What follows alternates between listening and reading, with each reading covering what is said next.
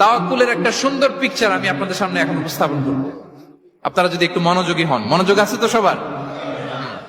আমাদের বাংলা একটা কথা বলে, যা করে আল্লাহ।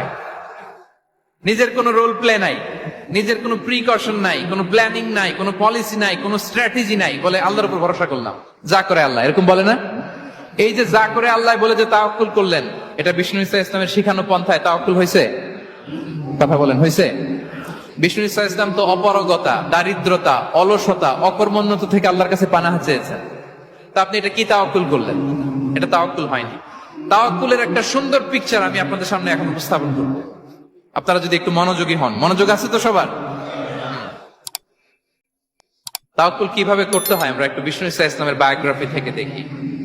রাসূল সাল্লাল্লাহু আলাইহি ইসলামের হিজরতের ঘটনাটা আমি 1 মিনিটে একটু আপনাদেরকে সংক্ষেপে শোনাই, যে তাওয়াক্কুল কিভাবে তিনি করেন। ইসলামে তাওয়াক্কুল হচ্ছে কর্ম শেষে ফলাফলের জন্য আল্লাহর উপর নির্ভর করা। কারণ আমি কাজ করলাম, ফলাফল পজিটিভ হইতে পারে, নেগেটিভ হইতে পারে, ওটা নির্ধারণ করবে কে? ফয়সালা দেয় কে? তাহলে আমরা দেখি যে বিষ্ণু ঈসা ইসলাম তিনি কিভাবে তাওয়াক্কুল করেছেন।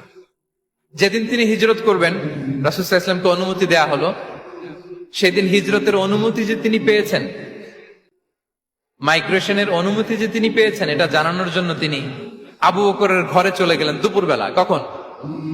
প্রশ্নের উত্তর দিতে হবে, কখন? ফি ওয়াক্তি যাহিরা, দুপুরে। রাসূল সাল্লাল্লাহু আলাইহি ওয়াসাল্লাম দুপুরে বেরোতেন না। শুধু রাসূল সাল্লাল্লাহু আলাইহি ওয়াসাল্লামই না, আরবের লোকেরা দুপুরে বের হতো না, কারণ ওইটাকে বলা হতো ওয়াক্তুল কাইলুলা। আমরা পাওয়ার ন্যাপ নেই না, এই পাওয়ার ন্যাপের টাইম ছিল তখন। বাইরে প্রচন্ড রোদ, কেউ বেরোতো না, বিষ্ণু ঈসা ইসলাম বেরোতেন না। দেখেন বিষ্ণু ঈসা ইসলাম ওনার চিরাচরিত অভ্যাসকে, হ্যাবিটকে ব্রেক করে দুপুরে বেরোলেন। বিষ্ণু ঈসা ইসলাম কখনো ম্যাস্ক পরতেন না, মানে মুখ ঢেকে চলতেন না, সবসময় মুখ খোলা। ওই দিন তিনি ম্যাস্ক পরে বেরোলেন। মুতাকান্নিআন, খারাজা মুতাকান্নিআন, মানে রুমাল দিয়ে মুখটাকে ঢেকে বেরোলেন, দুপুরবেলা বেরোলেন। মানুষের চোখের সামনে যেন তিনি না পড়েন, দুপুরে বেরোলেন, মুখ ঢেকে বেরোলেন।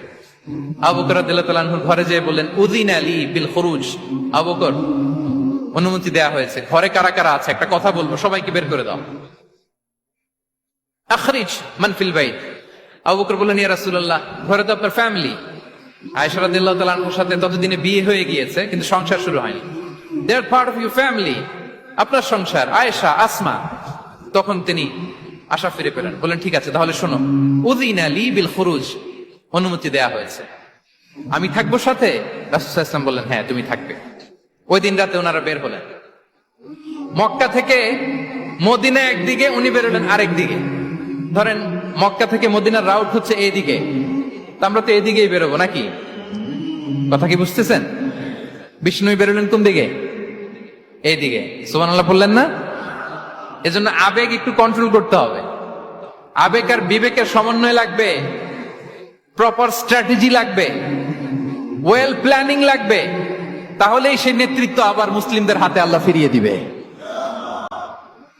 মক্কা থেকে মদিনা এদিকে, বিষ্ণুনবী বেরোলেন এদিকে। বের হয়ে চলে গেলেন গারে সাউরে, সেখানে তিনি থাকবেন। এগুলো হচ্ছে বিষ্ণু ঈসা ইসলামের প্রিকশন। এবার দেখেন আবু বকরের প্রিকশন কি ছিল। আবু বকর রাদিয়াল্লাহু প্ল্যান করলেন, বিষ্ণুনবী যেহেতু 3 দিন এই গারে সাউরে থাকতে চান, রাত্রিবেলা বের হয়ে তো ওনারা অবস্থান শুরু করলেন, তাহলে 3 দিন মক্কায় আমাদের ব্যাপারে কি বলে, কে কি বলে, এটা আমাদের জানার দরকার আছে না নাই?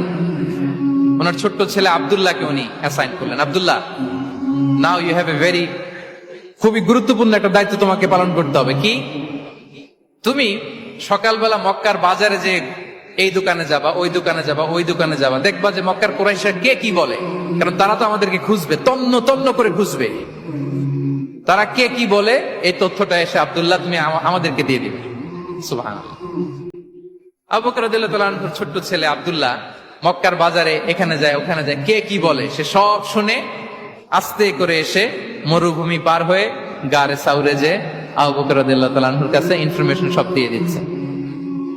কিন্তু দেখেন, যেই মুহূর্তে আব্দুল্লাহ তথ্য নিয়ে মক্কা থেকে গারে সাউরে আসে, আব্দুল্লাহ যখন হেঁটে হেঁটে আসে, মরুভূমির বালুর মধ্যে তার ফুটপ্রিন্ট পড়ে যায় না? কথা বলেন না কেন? পড়ে যায় না?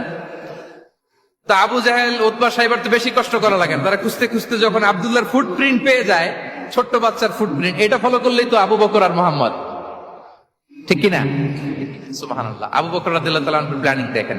তিনি যেমনি ছোট্ট আব্দুল্লাহকে ইনফরমেশন গ্যাদার করার জন্য সেট করলেন, তিনি উনার একটা রাখালকে সেট করলেন, তার নাম হচ্ছে আমির ইবনে ফুহায়রা।